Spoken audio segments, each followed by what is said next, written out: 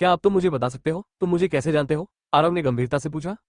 आप इतने बेवकूफ हैं। कुछ समय पहले आपने वेन उपनाम वाले एक बूढ़े व्यक्ति को बचाया था। वो मेरे दादा है। वेन्युआन ने आंख मारी और मुस्कुराया। एह, एल्डर वेन आपके दादा है? आरव चौंक गया। हाँ, मैं तुम्हें पसंद करता हूँ क्योंकि तुमने मेरे दादाजी को बचाया, अन्यथा मैं तुम्हें चूमता ही नहीं। वेन्युआन ने एक चुलबुली नजर से कहा।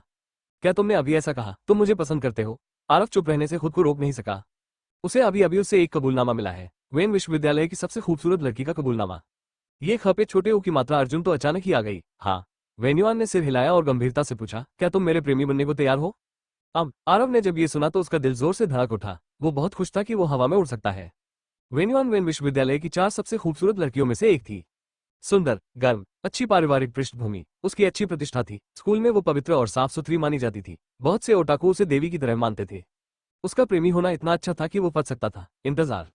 आरव का दिल धड़क उठा। एक शुद्ध देवी उस आदमी को चूमने की पहल कैसे कर सकती है जिससे वो पहली बार मिली हो? उसने तो कबूल करने की पहल भी की। इसका तो कोई मतलब ही नहीं था। आरव ने खुद को शांत किया और वेन्युआन के चेहरे को ध्यान से देखा। वो सचमुच बहुत सुंदर थी। वो लाखों में एक सुंदरी थी, लेकिन उसके चेहरे के कुछ विवरण अच्छे नहीं थे। खास तौर पर उसकी आंखें, वे हमेशा आकर्षक होती थी। उसकी आंखों के कोने तीखे और उभरे हुए थे। यह एक चालाक लोमड़ी का चेहरा था। इस तरह के चेहरे वाले लोग पुरुषों को लुभाने और उनका इस्तेमाल करने में माहिर होते थे। ऐसा लग रहा था कि स्कूल में उसकी शुद्ध और मासूम छवि केवल दिखावा थी। आरव का दिल धड़क उठा। उसका पहला अनुमान सही था। वेन्युआन ने उसके पास जाने की पहल की। उसके इरादे कुछ और ही थे। अरे, आप क्या दिवास्वप्न देख रहे हैं? क्या तुम मेरे बॉयफ्रेंड बनने को तैयार हो या नहीं?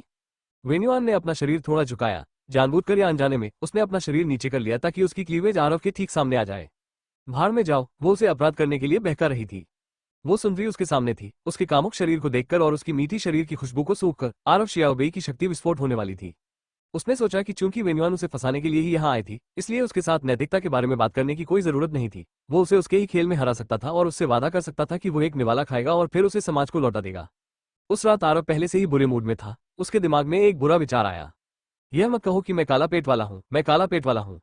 आह, अच्छा नहीं है। वहां झगड़ा हुआ था। हे भगवान, अर्जुन द पे आ की मात्रा ब पे छोटी ई की मात्रा या पे आ की मात्रा ओ मुसीबत खड़ी करने के लिए लोगों को क्यों लाएगा? क्या क्या बेयरमैन अर्जुन डाबियाओ व्यक्तिगत रूप से आए थे? हाँ, भाई तकी बहुत क्रोधित हो गया। लगता है आज कुछ बड़ा होने वाला है। इस समय बार के प्रवेश द्वार पर हंगामा मच गया। मेरे दोस्त के साथ कुछ हुआ है, मैं देखने जा रहा हूँ। आरव ने भौहें सिकोड़ी। उसने वेन योनवान को पीछे छोड़ दिया और कमरे से बाहर भाग गया। इस पल बार का प्रवेश द्वार पूरी तरह से क्षतिग्रस्त हो गया था। काली टी शर्ट पहने दर्जनों गुंडे प्रवेश द्वार को अवरोध कर रहे थे। नेता एक हट्टा कट्टा आदमी था। वो करीब 2 मीटर लंबा था। उसकी मांसपेशियां चट्टानों जैसी थी। एक नजर में ही पता चल जाता था कि वो एक सख्त आदमी था। फायर बॉस को एक बार उसने लात मारी थी। वो जमीन पर पड़ा था, उठने में असमर्थ था। उसके हाथ उसके पेट को ढिंके हुए थे। उसके मुंह से अभी भी खून बह रहा था। अर्जुन भी आओ, मुझे अग्नि बॉस को आपसे कोई शिकायत नहीं है। तुम यहाँ परेशानी पैदा करने क्यों आए हो? फायर बॉस ने अपने दांत पीस लिए। उसका चेहरा हताशा से भर गया था। अर्जुन दबियाओ ठंडी हंसी हंसते हुए बोले, हमारे मन में कोई शिकायत नहीं है, लेकिन तुमने किसी ऐसे व्यक्ति को नाराज कर दिया है जिसे तुम्हें नाराज नहीं करना चाहिए था। मास्टर फैंग ने ही मुझे यहाँ आकर परेशानी खड़ी करने के लिए कहा था। अब तुम मर सकते हो। Master Fang? कौन सा मास्टर फैंग? फायर बॉस दंग रह गया। वो इस व्यक्ति को बिल्कुल नहीं जानता था। हे, आप मास्टर फैंग को भी नहीं जानते? अज्ञानी लोग सचमुच निडर होते हैं। अर्जुन द पे आ की मात्रा ब पे छोटी ई की मात्रा या पे आ की मात्रा ओ ने ठहाका लगाते हुए हंसते हुए कहा, मैं मरने से पहले तुम्हें बता दूंगा। मास्टर फैंग वेन परिवार के उत्तराधिकारी है। मास्टर वेनफेंग, कुछ समय पहले तुमने उसे घेरने के लिए बहुत से लोगों को साथ लिया था, जिसके कारण उसे एक दुष्ट ने थप्पड़ मारा था। यह वही है। फायर बॉस ने यह सुना और उसे अचानक एहसास हुआ। उस रात वो वही था जिसने वेनफेंग को घेर लिया था। इसीलिए आरव ने वेनफेंग को थप्पड़ मारा था। उसने कभी सपने में भी नहीं सोचा होगा कि वो वेन परिवार के उत्तराधिकारी को नाराज कर देगा। अब आपके पास कहने को कुछ नहीं है ना? अर्जुन दाबियाओ ने ठंडी हंसी हंसते हुए कहा, मास्टर वेनफेंग ने मुझे पहले ही आपको पश्चिमी शहर से बाहर निकालने का आदेश दे दिया है। आज से आपकी सुरक्षा में आने वाली तीनों सड़कें मेरे नियंत्रण में हैं। आपको क्या लगता है कि अब क्या है? मेरा इलाका ब्लैक टाइगर गैंग का है। हर महीने मैं उन्हें श्रद्धांजलि देता हूँ। अगर तुम मेरे काम में दखल देना चाहते हो तो तुम्हें पहले मुझसे पूछना होगा। फायर बॉस ने गुस्से में कहा। मुझे आपको ये बताने में कोई डर नहीं है कि मास्टर फैंग मुझसे पहले ही बात कर चुके हैं। ब्लैक टाइगर गैंग तुम्हारी परवाह नहीं करेगा। अर्जुन दाबियाओ ने अहंकार से कहा। ये अग्नि बॉस दंग रह गया। वो घबरा गया। आज वो जिस मुकाम पर है, वहां पहुंचने के लिए उसने 10 साल तक कड़ी मेहनत की थी। उसे उम्मीद नहीं थी कि वेनफेंग को नाराज करने की वजह से वो सब कुछ खो देगा। ये बहुत क्रूर था। आप फैसला करें। क्या आप अकेले ही चले जाएंगे या फिर मैं तुम्हें अपंग बनाकर पश्चिमी शहर से बाहर फेंक दूं? अर्जुन दबियाओ पागलों की तरह हंसा। अग्नि बॉस आज कहीं नहीं जा रहा है, तुम्हें ही जाना चाहिए। तभी आरव बाहर आया और फायर बॉस की रक्षा के लिए उसके पास खड़ा हो गया। आप कौन है? अर्जुन दबियाओ ने आरव को घूरकर देखा और उसे सिर से पैर तक जांचा। आरव ने आज ही अपना रूप बदला था। पहली नजर में वो एक अमीर युवा मालिक जैसा लग रहा था। अर्जुन दबियाओ को आरव की ताकत पर यकीन नहीं था, इसलिए उसने लापरवाही से काम करने की हिम्मत नहीं की। मैं कौन हूँ? आरव ठंडी हंसी हंसा। मैं ही हूँ जिसने वेनफे को थप्पड़ मारा था। इसका फायर बॉस से कोई लेना देना नहीं है। अगर तुम बदला लेना चाहते हो तो मेरे पास आओ। जब आरव ने यह कहा तो भीड़ आश्चर्यचकित रह गई। मुझे विश्वास नहीं हो रहा है कि इस बच्चे में वेनफे को मारने की हिम्मत थी। उसकी यह मजाल। उसने उसे मारने के बाद ये बात स्वीकार भी की। कैसा असली आदमी है। मैं प्रसन्न हूँ। तुम असली मर्द हो, तुम वफादार हो। भीड़ में से अधिकांश लोगों ने आरव को अंगूठा दिखाया, लेकिन अर्जुन दाबियाओ ने मजाक करते हुए कहा, हे तो तुम ही हो जिसने मास्टर फैंग को मारा है। आप निरर्थक खोज में लोहे के जूते घिस सकते हैं, लेकिन आपको वो सहयोग से मिल जाता है। मास्टर फैंग ने आपके दाहिने हाथ के लिए 10 लाख की पेशकश की। मुझे चिंता थी कि मैं तुम्हें नहीं ढूंढ पाऊंगा। मुझे उम्मीद नहीं थी कि तुम खुद को मेरे हवाले कर दोगे। भाड़ में जाओ। यह मास्टर फैंग बहुत क्रूर है। मुझे यकीन नहीं हो रहा कि वो इस बच्चे का हाथ चाहता है। ये बच्चा खत्म हो गया है। मानव भालू अर्जुन द पे आ की मात्रा ब पे छोटी ई की मात्रा या पे आ की मात्रा ओ के यहाँ होने से वो निश्चित रूप से अपना हाथ खो देगा। जैसा कि कहावत है, हाथ जान का मुकाबला नहीं कर सकता। उसने मास्टर फैंग को नाराज कर दिया और अब मानव भालू को ये बच्चा खत्म हो गया है। भीड़ ने आह भरी। सभी को आरव पर तरस आ रहा था। तुम दोनों जाओ और उस बच्चे को अपन बना दो। अर्जुन द पे आ की मात्रा ब पे छोटी ई की मात्रा या पे आ की मात्रा ओ ने हाथ हिलाया। उसकी आंखें लालच से भरी हुई थी। मास्टर आरव भागो, मैं उन्हें तुम्हारे लिए ब्लॉक कर दूंगा। इस महत्वपूर्ण क्षण में फायर बॉस ने अपने दांत पीस लिए और खड़ा हो गया। जरूरत में काम आने वाला दोस्त ही सच्चा दोस्त होता है। भाई भाई बे। फायर बॉस दंग रह गया। उसे आरव से आती हुई एक बहुत तेज आभा महसूस हो रही थी। यह एक छोटे पहाड़ की तरह था जिससे उसे सुरक्षा का एहसास हुआ। हाँ, फायर बॉस, आप सचमुच बहुत अच्छा कर रहे हैं। क्या आपको सचमुच मदद के लिए एक छोटे बच्चे की जरूरत है? क्या तुम्हें अपने साथियों द्वारा हंसाए जाने का डर नहीं लगता? तभी एक पीले बालों वाला गुंडा शैतानी मुस्कान के साथ बाहर आया। उसके हाथ में लोहे की छड़ थी। उसका रवैया बहुत घमंडी था। अर्जुन द पे आ की मात्रा ब पे छोटी ई की मात्रा या पे आ की मात्रा ओ के अनुचर भी लगातार हंस रहे थे। वे फायर बॉस और आरव को उपहास भरी निगाहों से देख रहे थे, मानो वे कोई मजाक देख रहे हो। तारानकन पियाक तारानकन। लेकिन अगले ही पल विस्फोट की तीखी आवाज के बाद सभी लोग अचंभित रह गए। लंबे और मजबूत पीले बालों वाले गैंगस्टर को आरव ने वास्तव में जमीन पर पटक दिया था। उसका गाल तुरंत सूज गया और उसके मुंह के कोने से खून बहने लगा। आउच। पीले बालों वाला गैंगस्टर दर्द से चीख उठा। उसे लगा कि दुनिया घूम रही है और उसे तारे दिखाई दे रहे हैं। फिर वो बेहोश हो गया। लानत है, वो बच्चा बहुत ताकतवर है। वो सचमुच बहुत ताकतवर है। कोई आश्चर्य नहीं कि उसने वेनफे को मारने की हिम्मत की। उनके चारों ओर खड़ी भीड़ चिल्लाने लगी। जो लोग अभी तक आरव को मजाक समझ रहे थे वे अब मुंह खोले उसे घूर रहे थे। वुल्फ डॉग आयरन हैमर, तुम दोनों जाओ। अर्जुन द पे आ की मात्रा ब पे छोटी ई की मात्रा या पे आ की मात्रा ओ ने गुर्राहट के साथ कहा। उसके चेहरे पर मुस्कान गायब हो गई थी। उसकी जगह गुस्से ने ले ली थी। हाँ, तभी दो और बदमाश खड़े हो गए और आरव को घूरने लगे। उन्होंने अपनी हथेलियां रगड़ी और आरव को घूरने लगे। ये देखकर फायर बॉस ने तुरंत याद दिलाया, भाई बे, ये दोनों लोग अर्जुन द पे आ की मात्रा ब पे छोटी ई की मात्रा या पे आ की मात्रा ओ के बाएं और दाएं हाथ हैं। वे लड़ाई में बहुत अच्छे हैं। उनके लिए एक के खिलाफ 10 से लड़ना सामान्य बात है। अगर मुझे उनमें से किसी से भी लड़ना पड़े तो मैं जीत नहीं पाऊंगा। इतना शक्तिशाली। आरव ने अपनी नजरें एकाग्र की। उसने देर करने की हिम्मत नहीं की और तुरंत अपनी प्रेत आंख से जांच की। डिंग खेती 0 स्वास्थ्य 50 युद्ध शक्ति 52। डिंग खेती 0 स्वास्थ्य 60 युद्ध शक्ति 66। हम तो ये सिर्फ 2 टुकड़े हैं। मैं बेकार ही घबरा रहा था। आरव ने ठंडी आवाज में कहा। मादरचोद, आप किसे कचरा कह रहे हैं? वुल्फ डॉग और आयरन हैमर गुस्से से दहाड़े। जब हम बाहर आए तब भी तुम कीचड़ में खेल रहे थे। हे, मुझे मिट्टी में खेलना शुरू किए कम से कम 10 साल हो गए हैं, है ना? तुम दोनों में अब भी इतनी हिम्मत है कि यहाँ दिखावा कर सको, जबकि तुम दोनों इतने घटिया हो चुके हो। बेशर्म, आरव ने विनम्रतापूर्वक कहा। आप वुल्फ हाउंड और आयरन हैमर के चेहरे गुस्से से लाल हो गए, लेकिन वे जवाब में कुछ भी नहीं कह सके। अंडरवर्ल्ड में वे दोनों टकी से भी बड़े थे, लेकिन आज फायर बॉस बड़ा भाई बन गया था, जबकि वे दोनों अभी भी अर्जुन द पे आ की मात्रा ब पे छोटी ई की मात्रा या पे आ की मात्रा ओ के लिए लड़ रहे थे। ये वास्तव में गर्व करने लायक बात नहीं थी। जब आरव ने सबके सामने उनके अंग उजागर किए तो उनके गाल जल रहे थे। ऐसा लग रहा था जैसे उन्हें अभी अभी थप्पड़ मारा गया हो। लानत है, ये बच्चा बहुत बहादुर था। उसने वास्तव में वुल्फ डॉग और आयरन हैमर के चेहरे पर थप्पड़ मारने का साहस किया। वो मरा हुआ मांस है। क्या ये सही नहीं है? वुल्फ डॉग और आयरन हैमर अपनी निर्दयता के लिए प्रसिद्ध थे। पिछले कुछ वर्षों में कम से कम 70 से 80 गुंडे उनके हाथों अपंग हो चुके हैं। ये बच्चा मौत को दावत दे रहा है, मौत को आमंत्रित करना। भीड़ इस बारे में बात कर रही थी। उनमें से अधिकांश को नहीं लगता था कि आरव जीतेगा। यहाँ तक कि फायर बॉस ने भी अपनी लार निगल ली और आरव के लिए ठंडे पसीने में डूब गया।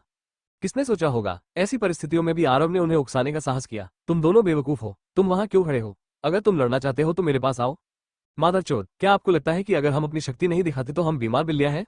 मरना। वुल्फहाउंड और आयरन हैमर दहाड़ते हुए आरव पर टूट पड़े। ये दोनों लोग युद्ध में बहुत अनुभवी थे। उन्होंने जो आभा छोड़ी वो आम लोगों से कहीं ज्यादा शक्तिशाली थी। जब वे दोनों एक दूसरे पर आक्रमण कर रहे थे तो लोगों को ऐसा लग रहा था कि वे दो खूंखार जानवर हैं। हालांकि आरव की नजर में इस तरह की आभा उल्लेख करने लायक भी नहीं थी। उसके पास अधिक ताकत और तेज गति थी। इस लड़ाई में कोई रहस्य नहीं था।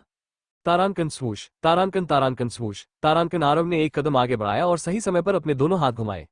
उसके बाएं हाथ ने वुल्फ डॉग के बाल पकड़ लिए और दाहिने हाथ ने आयरन हैमर का गला पकड़ लिया। अगले ही क्षण उसने अपनी दोनों भुजाओं में ताकत लगाई और खींचा। पोम! तारानकन एक धीमा विस्फोट सुनाई दिया। वुल्फ डॉग और आयरन हैमर के सिर एक दूसरे से इस तरह टकराए जैसे मंगल ग्रह पृथ्वी से टकरा रहा हो। ये दृश्य देखकर बहुत से लोगों ने अनजाने में अपनी गर्दन सिकोड़ ली। ये बहुत दर्दनाक था। इस टक्कर में वुल्फ डॉग और आयरन हैमर के सिर से खून बहने लगा। दोनों की आंखें घूम गई और वे बेहोश हो गए। तुम मुझे बाघ कहते हो? मुझे लगता है कि तुम दोनों एक बीमार बिल्ली से भी बदतर हो। आरव ने तिरस्कारपूर्वक कहा। उसने दाबियाओं के समूह को ठंडे भाव से देखा और कहा, और कौन आश्वस्त नहीं है? आगे कदम। यह भाषण एक बम की तरह था जिसने एक क्षण में भीड़ को विस्फोटित कर दिया। क्या बकवास है! ये बच्चा बहुत घमंडी है। वो सिर्फ अहंकारी नहीं है, उन्होंने वास्तव में प्रसिद्ध विशालकाय भालू अर्जुन द पे आ की मात्रा ब पे छोटी ई की मात्रा या पे आ की मात्रा ओ को चुनौती देने का साहस किया। यह इतना शानदार है कि यह आसमान को भी उड़ा सकता है। इसे कहने का कितना अच्छा तरीका है। मुझे लगता है कि यह बच्चा बहुत ही कठोर व्यवहार कर रहा है। वो निश्चित रूप से बिजली से मारा जाएगा। क्या यह सही नहीं है? ब्राउन भालू ने अपनी सबसे कठिन लड़ाई में अकेले ही 20 से अधिक लोगों को धूल चटा दी थी। ये बच्चा आज न भी मरे तो भी अपंग हो जाएगा। यह सही है। भीड़ की भावनाएं पूरी तरह भड़क उठी थी। वे उत्साह से चर्चा कर रहे थे। उसी समय अर्जुन द पे आ की मात्रा ब पे छोटी ई की मात्रा या पे आ की मात्रा ओ आगे बढ़ा और आरव को घूरते हुए चिल्लाया, बच्चे, तुम बहुत घमंडी हो। इतने सारे लोगों के सामने मुझे भड़काने की तुम्हारी हिम्मत कैसे हुई? अगर मैं आज तुम्हें अपंग नहीं बनाऊंगा तो मैं अर्जुन दाबियाओ इस दुनिया में कोई चेहरा नहीं बचेगा। आरव बहुत शांत था। उसने सबसे पहले अपना नेद स्पिरिट बैटल स्काउटर सक्रिय किया। अपने आप को जानो और अपने शत्रु को जानो और तुम कभी पराजित नहीं होगे। डेंग। साधना, शारीरिक अवस्था का प्रारंभिक चरण, स्वास्थ्य 110, युद्ध शक्ति 108। अरे, यह आदमी मुझसे ज्यादा ताकतवर है। आरव का दिल धड़क उठा। युद्ध शक्ति के मामले में वो निश्चित रूप से अर्जुन द पे आ की मात्रा ब पे छोटी ई की मात्रा या पे आ की मात्रा ओ को हराने में सक्षम नहीं होगा। बच्चा, कुछ कहो। क्या अभी आप बहुत घमंडी नहीं थे? अब तुम चुप क्यों हो? अर्जुन दाबियाओं ने उकसावे भरे लहजे में कहा, अगर तुम्हें लड़ने की हिम्मत नहीं है तो मुझे अपना दाहिना हाथ दे दो और मैं उसे अपंग कर दूंगा। फिर सबके सामने वादा करो कि तुम कभी भी शहर के पश्चिमी हिस्से में कदम नहीं रखोगे। आपको क्या लगता है कि आप क्या है? मैं तुमसे कोई वादा क्यों करूं? आरव ने भौहें सिकोड़ी। उसका पूरा आभामंडल बदल गया। आज रात वो बुरे मूड में था क्योंकि रिया जेंगुओ ने उसे रिया से दूर रहने का वादा करने के लिए मजबूर किया था। लेकिन उन्होंने समझौता नहीं किया क्योंकि वो जानता था कि अगर उसने यह वादा किया तो वो रिया को हमेशा के लिए खो देगा और उसके पास रिया जेंगुओ से आगे निकलने का मौका कभी नहीं होगा। अब भी स्थिति वैसी ही थी। एक बार जब वो हार मान लेता तो उसका दाहिना हाथ अपंग हो जाता और वो काय बन जाता। लोग उसे जीवन भर नीची निगाहों से देखते और वो फिर कभी अपना सिर ऊंचा नहीं उठा पाता। आरव का खराब मूड गुस्से में बदल गया। उस समय उसके दिल में एक आवाज चीख रही थी, बच्चा, तुम में सचमुच हिम्मत है। क्योंकि तुम मरना चाहते हो इसलिए मैं तुम्हारी इच्छा पूरी करूंगा। दाबियाओ ठंडी हंसी हंसा। उसने अपनी मुठ्ठियां भींच ली जो रेत की बोरियों जितनी बड़ी थी। उसकी हड्डियां चटकने की आवाज कर रही थी। सिर्फ उसकी यह हरकत ही उसके आसपास के लोगों को डराने के लिए काफी थी। अगर लड़ना है तो लड़ो। ये बकवास क्यों है? यह मत सोचो कि तुम मुझे आसानी से हरा सकते हो। उस समय आरव का खून खौल रहा था। उसने पहले ही मन बना लिया था, अगर सबसे बुरा हुआ तो वो मरते दम तक लड़ेगा। भले ही वो अंत में हार जाए, वो दाबियाओं को अपने खून से इसका भुगतान करवाएगा। एक आदमी में एक आदमी की हिम्मत होनी चाहिए। डरो मत, बस लड़ो। हे, ये बहुत मजेदार है। तुम्हें आसानी से गिराने की बात मत करो। मुझे बस तुम्हें तब तक मुक्का मारना है जब तक तुम उठ भी न सको। अर्जुन दाबियाओ ने अहंकार से कहा। क्या होगा यदि आप मुझे एक मुक्के से नहीं हरा सकते? आरव ने ठंडे स्वर में पूछा। फायर बॉस को गैंगस्टरों के बीच एक अच्छा लड़ाकू माना जाता है। अभी तो वो मेरी लात खाने के बाद खड़ा भी नहीं हो पाया था। दाबियाओ को अपनी ताकत पर पूरा भरोसा था। उसने ठंडे स्वर में कहा, अगर मैं तुम्हें एक मुक्का मारकर नहीं हरा सकता, तुम ही हो जिसने मुझे पाला है। तुम बहुत बदसूरत हो। मैं तुम्हें पालना नहीं चाहता। आरव ने अपने होठों को सिकोड़ लिया। पफट। जब उन्होंने ये कहा तो भीड़ हंसने से खुद को रोक नहीं सकी। इस बच्चे का दिल वाकई बहुत बड़ा है। वो अभी भी ऐसे समय में दाबियाओं को भड़काने की हिम्मत कर रहा है। मादरचोद, तुम मरने वाले हो और फिर भी बकवास करने की हिम्मत कर रहे हो। मैं तुम्हारा मुंह तोड़ दूंगा। दाबियाओं का चेहरा लाल हो गया था। वो इतना गुस्से में था कि उसने हमला बोल दिया। उसने अपनी सैंडबैग जितनी बड़ी मुठ्ठियां आरव पर घुमाई। उसकी ताकत बहुत मजबूत थी और उसकी गति बहुत तेज थी। जब वो अपनी मुठ्ठियां घुमाता था तो हल्की हवा चलती थी। यह ऐसी बात नहीं थी जिसे कोई साधारण व्यक्ति झेल सके। इतनी तेजी, वो बच्चा खत्म हो गया है। यह मुक्का निश्चित रूप से उसे खुद की देखभाल करने में असमर्थ बना देगा। भीड़ हैरान रह गई। भाई बेई, फायर बॉस ने भी अपनी मुठ्ठियां भींच ली। उसका दिल गले में उतर आया था। लेकिन अगले ही पल सभी लोग पूरी तरह से अचंभित रह गए। उन्होंने केवल इतना देखा कि आरव अपनी मुट्ठी लहरा रहा था और दाबियाओं की मुट्ठी से टकरा रहा था। पोम! तारानकर ने एक धमाका सुनाई दिया। आरव 7-8 कदम पीछे हट गया। फिर उसने खुद को संभाला। यद्यपि उसकी मुट्ठी में तेज दर्द था और हाथ सुन्न था, फिर भी वो अपंग नहीं था जैसा कि सबने अनुमान लगाया था। इससे भी महत्वपूर्ण बात यह है कि बेयरमैन अर्जुन द पे छोटी ई की मात्रा या पे आ की मात्रा ओ को अपना संतुलन वापस पाने से पहले 5 कदम पीछे हटना पड़ा। अरे बाप रे, ये कैसे संभव है? वो छोटा सा बच्चा वास्तव में एक मानव भालू से सीधे तौर पर लड़ सकता है। ये मेरी आंखें ही होंगी जो मुझे धोखा दे रही हैं। मैं शायद सपना देख रहा हूँ। ये तो महज एक कल्पना है। आसपास की भीड़ ये दृश्य देखकर स्तब्ध रह गई और उन्हें अपनी आंखों पर विश्वास करने की हिम्मत भी नहीं हुई। मेरे बेटे, अब तुम्हें क्या कहना है? आरव ने दबियाओ को घूरकर देखा। अनजाने में उसके मुंह के कोने पर एक शैतानी मुस्कान उभर आई। उसे एक मौके ने उसकी मानसिक स्थिति में बहुत बड़ा परिवर्तन ला दिया था। संक्षेप में इसे एक शब्द में कहा जा सकता है, विकास। कई बार कायरता और गैर कायरता का निर्णय एक ही विचार से होता था, लेकिन परिणाम आकाश और पृथ्वी के समान भिन्न होते थे। आज आरव पीछे नहीं हटा। उसने अपने कार्यों का इस्तेमाल अर्जुन द पे आ की मात्रा ब पे छोटी ई की मात्रा या पे आ की मात्रा ओ के चेहरे पर थप्पड़ मारने के लिए किया था। उसने उन सभी लोगों के मुंह पर तमाचा मारा था जिन्होंने उसे नीची नजर से देखा था। इस समय वो एक नायक था। वो दाबियाओ और उसके आसपास के लोगों से मिले झटके का आनंद ले रहा था। एक शब्द, अद्भुत। क्या तुमने नहीं कहा था कि तुम एक बदसूरत बच्चे को नहीं पालोगे? दाबियाओ गुस्से से दहाड़ा। हे, तो तुम्हें भी पता है कि तुम बदसूरत हो? आरव ने शैतानी मुस्कान दी। पफिट। आरव की बातें सुनकर दाबियाओ को लगभग खून की उल्टी आ गई। उसे ऐसा महसूस हो रहा था जैसे वो एक बंदर है जिसे आरव खेल रहा है। आसपास की भीड़ फिर हंसने लगी। इससे दाबियाओ को एक गड्ढा खोदकर उसमें छिपने की इच्छा हुई। दुष्ट, मैं आपसे बहस नहीं करने जा रहा हूं। चलो देखते हैं कि हमारी मुट्ठियों से कौन बेहतर है। दाबियाओ जानता था कि वो अपने शब्दों से जीत हासिल नहीं कर पाएगा, इसलिए उसने समस्या को हल करने के लिए अपनी मुट्ठियों का उपयोग करने का निर्णय लिया। आखिरकार उसकी ताकत आरव की तुलना में थोड़ी अधिक थी। हो सकता है कि शुरुआत में दोनों के बीच का अंतर स्पष्ट न हो। हालांकि यदि लड़ाई बहुत लंबी चली तो आरव निश्चित रूप से हार जाएगी। चलो भी, मुझे तुमसे डर नहीं लगता। आरव बहुत दृढ़ निश्चयी था। भले ही उसे पता था कि वो हारने वाला है, फिर भी वो पीछे नहीं हटेगा। वो, लेकिन इस समय पुलिस सायरन की आवाज सुनाई दी। इसके बाद बड़ी संख्या में पुलिस अधिकारी घटनास्थल पर पहुंचे और स्थिति पर नियंत्रण किया। लड़ने वाले लोग अपने हाथ सिर पर रखो और घुटने टेको। एक आपराधिक पुलिस कप्तान आगे चल रहा था और मेगाफोन से चिल्ला रहा था। दुष्ट, तुम्हारी हिम्मत कैसे हुई पुलिस को बुलाने की? दबियाओ ने आरव को घूर कर देखा। क्या तुम पागल हो? आरव ने उसकी ओर आंखें घुमाई और तीखे स्वर में कहा, मैं तो पूरे समय यही था। मैंने पुलिस को कब बुलाया? तो फिर पुलिस को किसने बुलाया? दबियाओ बहुत गुस्से में था। आखिर आज की घटना की शुरुआत उसी ने की थी। पुलिस के आने के बाद तो उसे और भी जिम्मेदारी उठानी पड़ेगी। मैंने तुमसे कहा था कि घुटने टेक दो। क्या तुम बहरे हो? पुलिस कप्तान पास आया और मेगाफोन से दबियाओ के कान में चिल्लाया। कैप्टन ली, कृपया शांत हो जाइए। कैप्टन ली, कृपया शांत हो जाइए। चाहे दबियाओ कितना भी घमंडी क्यों न हो, उसने पुलिस के सामने सख्त व्यवहार करने की हिम्मत नहीं की। वो तुरंत आज्ञाकारी रूप से घुटनों के बल बैठ गया। कैप्टन ली, इस बार आपको परेशान करने के लिए क्षमा करें। तभी वेन्युआन अपने हाथों को अपनी पीठ के पीछे रखकर धीरे धीरे चली आई। ये बिल्कुल भी परेशानी की बात नहीं है। मैं सुश्री वेन को भी मामले की रिपोर्ट करने और सार्वजनिक व्यवस्था बनाए रखने के लिए पुलिस के साथ सहयोग करने के लिए धन्यवाद देना चाहता हूँ। कैप्टन ली मुस्कुराहट और चापलूसी से भरे हुए थे। मम्मा, इन बुरे लोगों ने यहाँ चीजें तोड़ी और लड़ाई की। उन्हें कड़ी सजा मिलनी चाहिए। वेन्युआन ने दबियाओ की ओर इशारा करते हुए कहा। यह बहुत जरूरी है। कैप्टन ली ने मेगाफोन उठाया और चिल्लाया, दबियाओ के सभी लोगों को वापस लाओ और उन्हें 48 घंटे के लिए हिरासत में रखो। इसके अलावा यहाँ हुए नुकसान और घायल लोगों की संख्या की गणना करें। सभी खर्चों की प्रतिपूर्ति दबियाओ द्वारा की जाएगी। ये कैप्टन ली की बात सुनते ही दबियाओ के गालों पर आंसू बहने लगे। लेकिन उसने एक शब्द भी बोलने की हिम्मत नहीं की। चाहे वो अंडरवर्ल्ड के गैंगस्टर हो या जियांगू के अभिजात वर्ग के लोग, कोई भी खुले तौर पर सरकार के खिलाफ जाने की हिम्मत नहीं करेगा। कैप्टन ली, यह मेरा बॉयफ्रेंड है। क्या मैं पहले उसे ले जा सकता हूँ? वेन्युआन ने आगे बढ़कर आरव की बांह पकड़ी और कहा। हाँ, बेशक तुम कर सकते हो। कैप्टन ली ने चावल पर चोंच मारते मुर्गे की तरह अपना सिर हिलाया। वो कुछ और बार आरव को देखने से खुद को रोक नहीं सका। आखिर यह बच्चा कौन था? वो वास्तव में सुश्री वेन का बॉयफ्रेंड बन गया। मैं ईर्ष्या कर रहा हूँ। इसके बाद वेन्युआन ने आरव का हाथ पकड़ लिया और वहां से चला गया। जाने से पहले आरव ने दाबियाओ की ओर खेल खेल में हाथ हिलाया और कहा, मेरे बेटे, अलविदा। दाबियाओ इतना गुस्से में था कि वो कांप रहा था। वो टोफू के टुकड़े से खुद को मारना चाहता था। ये वही लोग थे जो एक साथ लड़े थे, लेकिन उनके साथ व्यवहार में इतना बड़ा अंतर क्यों था? चूंकि पुलिस यहाँ थी, इसलिए आरव को किसी बात की चिंता करने की जरूरत नहीं थी। उसने बस फायर बॉस से कुछ शब्द कहे और चला गया। सच कहूं तो हम आज ही एक दूसरे को जान पाए हैं। मुझे लगता है कि हमें एक दूसरे को और बेहतर तरीके से जान लेना चाहिए। उसके बाद ही हम ये तय करेंगे कि हम साथ रहना चाहते हैं या नहीं। तुम्हारा क्या विचार है?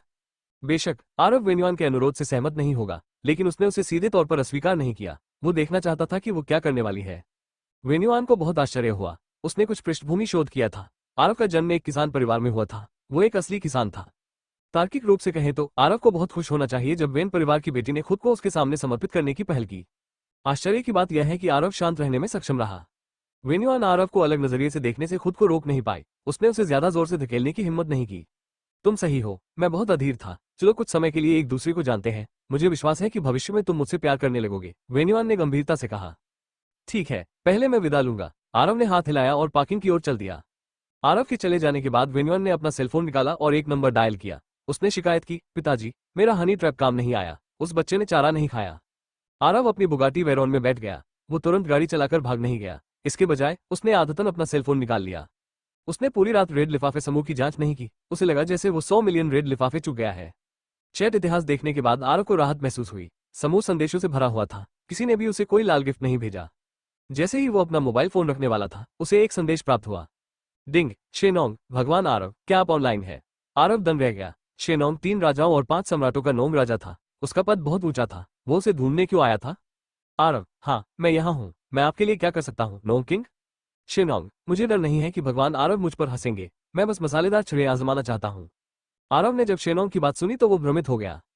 शेनोंग द्वारा सैकड़ों जड़ी बूटियों को चखने की कहानी एक प्रसिद्ध कहानी थी। शेनो के लिए स्पाइसी स्ट्रिप का स्वाद चखना निश्चित रूप से पहली बार था। आरव, मैं तुम्हें मसालेदार स्टिक लाकर दे सकता हूँ, लेकिन शेनोंग, मैं समझ गया। मसालेदार ग्लूटेन एक दुर्लभ और कीमती वस्तु है। मैं लॉर्ड आरव द्वारा पहले बताए गए अनुसार करने और 10,000 मेरिट पॉइंट का भुगतान करने को तैयार हूँ। अरे बाप रे! आरव दंग रह गया। उसकी आंखें लगभग बाहर निकल आईं। 10,000 योग्यता अंकों के लिए मसालेदार पट्टी बेचने वाले एक पेटू व्यक्ति ने वास्तव में इस प्रलोभन को स्वीकार कर लिया।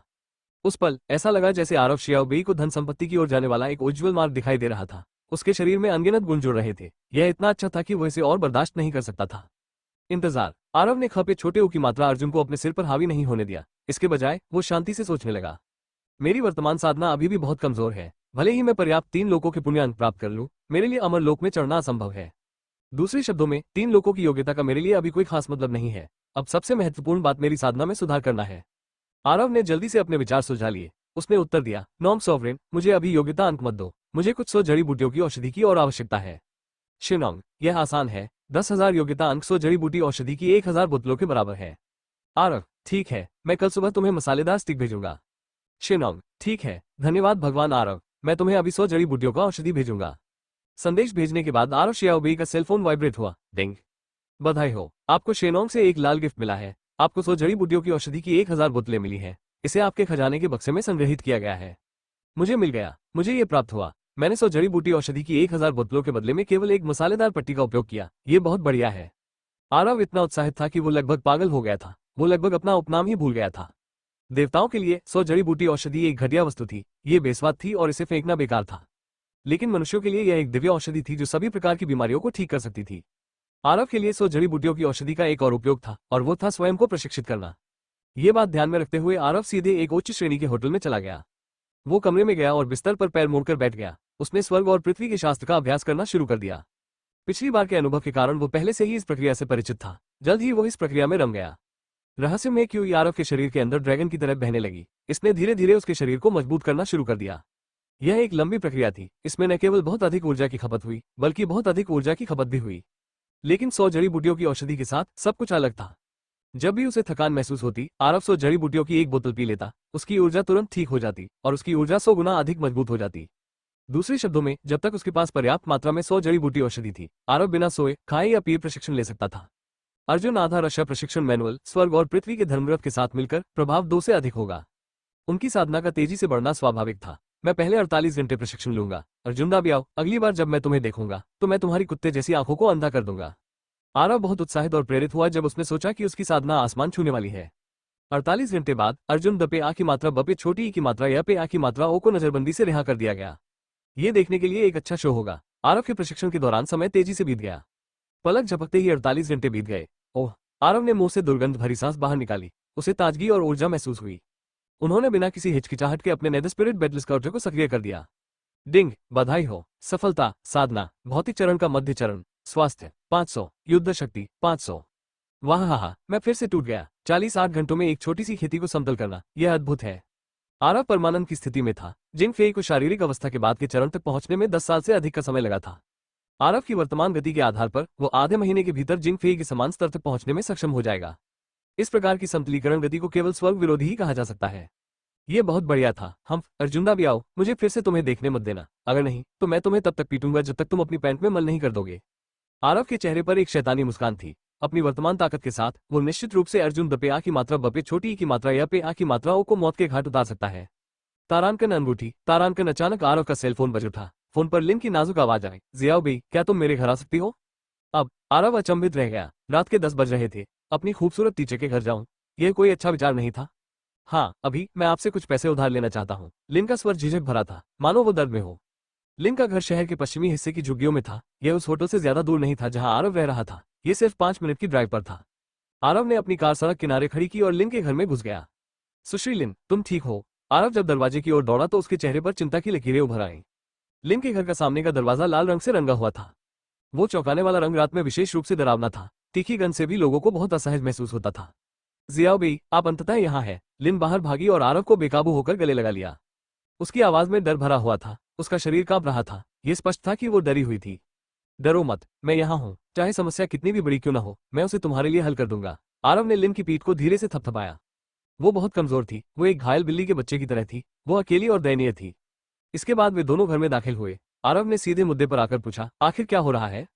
लिन ने अपना सिर नीचे किया, अपने होठों को काटा और धीरे से कहा, मेरा भाई, वो फिर से जुआ खेलने गया। इस बार वो 5 लाख हार गया। मैं तुमसे ये पैसे उधार लेना चाहता हूँ। लिन की बातें सुनकर आरव की आंखें गुस्से से चमक उठी। लिन के इस बेकार भाई ने कुछ दिन पहले 3 लाख डॉलर गंवा दिए थे। उसने लिन को वॉन्ग के हाथों मरवा ही दिया था। इतने कम समय में ही उस पर 5 लाख का कर्ज और हो गया। ये लिन जियान को मौत के रास्ते पर धकेल रहा था। 5 लाख मेरे लिए कुछ भी नहीं है, लेकिन मुझे आपको बताना होगा कि इस तरह की चीजें एक अथाह गड्ढे की तरह है। इस बार के बाद दूसरी बार, तीसरी बार और अनंत बार होगा, आरव ने गंभीरता से कहा। लिन ने थोड़ा सिर हिलाया और उदास होकर कहा, बेशक, मैं समझती हूँ कि तुम्हारा क्या मतलब है, लेकिन मेरे पास वास्तव में कोई विकल्प नहीं है। मैं और मेरा भाई बचपन से ही एक दूसरे पर निर्भर रहे हैं। मैं उसे अकेला नहीं छोड़ सकती, है ना? आप उसे अनुशासित करना चाहते हैं। तुम बार बार उसकी रक्षा नहीं कर रहे हो। तुम उसे जो करना है करने दे रहे हो, आरव ने गंभीरता से कहा। लेकिन मैं उसे अनुशासित नहीं कर सकती। लिन ने अपना सिर कड़वाहट से हिलाया। ऐसा लग रहा था कि वो रोने वाली है। अगर तुम्हें मुझ पर भरोसा है तो मैं उसे तुम्हारे लिए अनुशासित कर दूं। आरव ने उसे घूर कर देखा। वो प्रभारी व्यक्ति की तरह व्यवहार कर रहा था। क्या तुम सचमुच मेरे भाई को अनुशासित करने में मेरी मदद कर सकते हो? लिन जियांग ने कांपते हुए ईमानदारी से कहा, जब तक आप मेरे भाई को जुआ छोड़ने में मदद कर सकते हैं, मैं आपको चुकाने के लिए कुछ भी करने को तैयार हूँ। इसमें मैं भी शामिल हूँ। उस बारे में मैंने आपकी मदद खप एक छोटे ओ की मात्रा अर्जुन से की है। मुझे बदले में कुछ नहीं चाहिए। आरव शर्मा गया। हालांकि वो सही बोल रहा था, लेकिन वो लिन के शरीर को घूरने से खुद को नहीं रोक सका। उभरे हुए स्तन, पतली कमर, पके आड़ू जैसे नितंब, मोटे लंबे पैर और लगभग संपूर्ण रूप। वो वास्तव में एक प्राकृतिक आश्चर्यजनक महिला थी। यदि वो सचमुच इसे अपने लिए ले सकता तो शायद दुनिया के सभी पुरुष ईर्ष्या और जलन महसूस करते। टकराना। इसी समय दरवाजा लात मारकर खोला गया। पहले एक सन की आवाज आई, बहन आओ और देखो, हमारे घर के सामने एक बुगाटी वेरोन खड़ी है। वो बहुत अच्छा है। लिन नान वापस आ गया है। लिन जियांग की आंखें थोड़ी हिल गईं और उसके चेहरे पर भाव बहुत जटिल हो गए। खप एक छोटे ओ की मात्रा अर्जुन, गुस्सा और थोड़ी उलझन थी। उसकी परवाह मत करो, बाद में कुछ मत कहना। मैं देखना चाहता हूं कि उसे अनुशासित करना कितना मुश्किल है, आरव ने शांति से कहा। ठीक है। लिन जियांग ने आज्ञाकारी ढंग से सिर हिलाया और बिना हिले डुले वहीं बैठ गया। 2 मिनट बाद लिन नान नाम का बच्चा घर में आया। बहन, मैंने अभी तुम्हें बुलाया था, क्या तुमने मेरी बात नहीं सुनी? लिन नान ने अपने जूते उतारे, चप्पल पहनी और घर में चला गया। उसने आदेश दिया, बहन जाओ और मेरे लिए कुछ अंडे के नूडल्स बनाओ। मैं आज बहुत थक गया हूँ। तुम्हारी बहन ने पूरा दिन काम किया और फिर भी उसे तुम्हारी चिंता करनी पड़ रही है। साले, तूने पूरा दिन जुआ खेला और फिर भी तूने ये कहने की हिम्मत की कि तू थक गया है। आरव ने मेज जोर से पटकी और खड़ा हो गया। आप कौन है? लिन नान दंग रह गया। उसने भौहें सिकोड़ी और आरव को ध्यान से देखा। उसकी नजर खराब नहीं थी। वो बता सकता था कि आरव ने जो सूट पहना था वो बहुत महंगा था। उसने कहा, हे भगवान, घर के सामने वो बुगाटी वेरोन, क्या वो आपकी है? मैं तुम्हारे बारे में बात कर रहा हूँ, मैं कार की बात नहीं कर रहा हूँ, आरव ने गुस्से से कहा। दूसरी ओर लिन नान को किसी बात का डर नहीं था। वो ठहाका लगाते हुए हंसा और बोला, बहन तुम इस अमीर आदमी से कब मिल गई? मैंने तुमसे बहुत पहले ऐसा करने को कहा था, लेकिन तुम नहीं माने। क्या तुम मुझे कोई आश्चर्य देने की कोशिश कर रहे हो? बकवास मत करो, मैंने ऐसा नहीं किया। लिन जियांग ने भौहें सिकोड़ ली और उसका चेहरा गुस्से से लाल हो गया। इसमें शर्म की क्या बात है? आज के समाज में थोड़ी सी सुंदरता वाली कौन सी महिला सारा दिन अमीर पुरुषों के साथ नहीं रहना चाहेगी? तुम्हारे रूप रंग को देखते हुए किसी अमीर आदमी के साथ संबंध बनाना कोई बड़ी बात नहीं है। लिन नान बेदर्दी से हंस पड़ी। क्या तुम्हारी नजर में तुम्हारी बहन ऐसी ही लड़की है? आरव की आंखें ठंडी हो गई और उसका गुस्सा बढ़ने लगा। यो जीजा जी, उदास मत होइए। मुझे खर्च करने के लिए 10,08,00,000 लाओ और मैं अपनी बहन से तुम्हारी अच्छी तरह से सेवा करने के लिए कहूंगा। लिन नान व्यंग्यात्मक ढंग से हंसा। मेरे पास 10,08,00,000 तो नहीं है, लेकिन मेरे पास एक जोरदार थप्पड़ है। आरव ने अपना हाथ घुमाया और लिन नान के चेहरे पर थप्पड़ मारा। तारांकन पियाक, तारांकन। लिन नान जमीन पर गिर पड़ा। उसका चेहरा सूज गया। वो दर्द से चिल्लाया और उसकी आंखों से आंसू निकल आए। लिन जियांग चिंतित थी, लेकिन जब उसे याद आया कि आरव ने क्या कहा था तो उसने खुद को नियंत्रित करने की पूरी कोशिश की। एक प्यार करने वाली माँ अपने बेटे को लाड़ प्यार से पालती है। वो अपने भाई को अब वो सब करने नहीं दे सकती जो वो करना चाहता है। तुमने मुझे क्यों मारा? क्यों? लिन नान ने अपना चेहरा ढक लिया, रोते हुए और गुस्से में चिल्लाते हुए। क्योंकि तुम मूर्ख हो, आरव ने उसे घूरते हुए कहा। मैं कैसा मूर्ख हूँ? अगर आज तुमने खुद को नहीं समझाया तो मैं तुम्हें जाने नहीं दूंगी, लिन नान ने गुस्से से कहा। आरव ने गंभीरता से कहा, जुआ लोगों को धोखा देने की एक चाल है, लेकिन आपने अपने होश में आने से इनकार कर दिया और इसमें फंस गए। आपने न केवल खुद को चोट पहुंचाई बल्कि अपनी बहन को भी चोट पहुंचाई। अगर यह मूर्खतापूर्ण नहीं है तो फिर क्या है? लिन नान ने हठपूर्वक कहा, किसने कहा कि जुआ एक चाल है? हाल ही में मेरी किस्मत खराब चल रही है। जब मैं कुछ पैसे जीतूंगा तो मैं उन्हें अपनी बहन को दे दूंगा। खराब किस्मत? आरव ने हंसते हुए कहा, इस दुनिया के किसी भी कैसीनो में डीले ही पैसा खाता है। स्पष्ट शब्दों में कहें तो ये भाग्य का मामला नहीं है, ये धोखाधड़ी का मामला है। जब तक आपकी धोखाधड़ी की कुशलता डीलर से बेहतर न हो तब तक पैसा जीतने के बारे में सोचना भी मत। हम आप तो ऐसा कह रहे हैं जैसे आप जुए के देवता है। लिन नान ने दुखी होकर कहा, कौन बात करना नहीं जानता। अगर तुम सचमुच इतने अच्छे हो तो मुझे साबित करो।